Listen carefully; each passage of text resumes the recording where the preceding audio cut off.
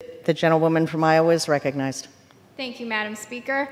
I am proud to stand here today as a congresswoman from Iowa's 1st Congressional District, but even more proud to stand here today as a daughter of a retired union pipefitter welder.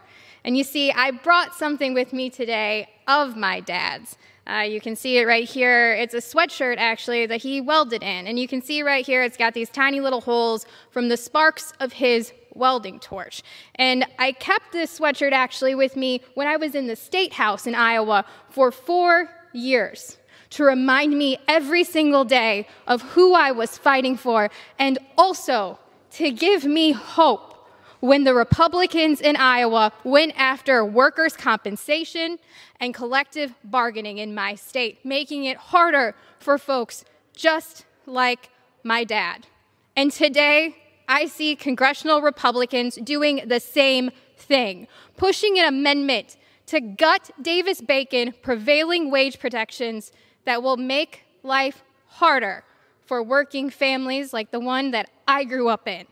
And you see, I brought this with me today, not because I need a reminder of who I am or where I come from, but clearly my colleagues across the aisle in this body today needs a reminder of the working men and women who have sacrificed day in and day out to provide good lives for their families, who don't complain when they get burned from the sparks of a welding torch, who don't complain when they have to wring out sweat out of their belt at the end of a hard day's work, which I have seen my father do more times than I'd like to count.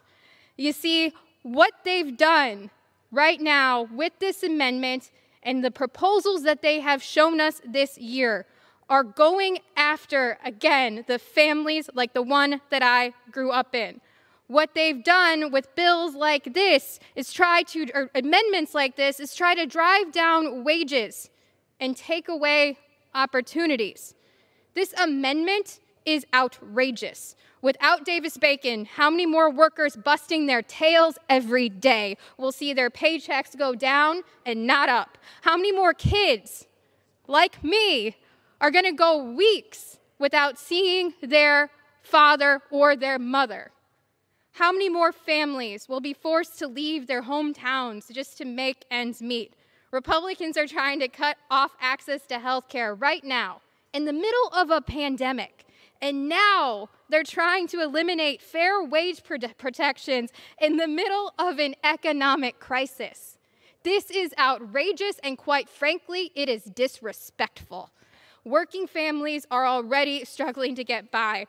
Millions have lost their jobs, and millions more are worried about their job security. And now, in the middle of this crisis, we're going to take away wage protections.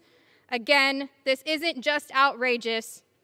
It's disrespectful, and quite frankly, it's heartless. Please join me in defeating this amendment, voting no, and actually showing working men and women across the country who really has their back. And with that, I yield back my time.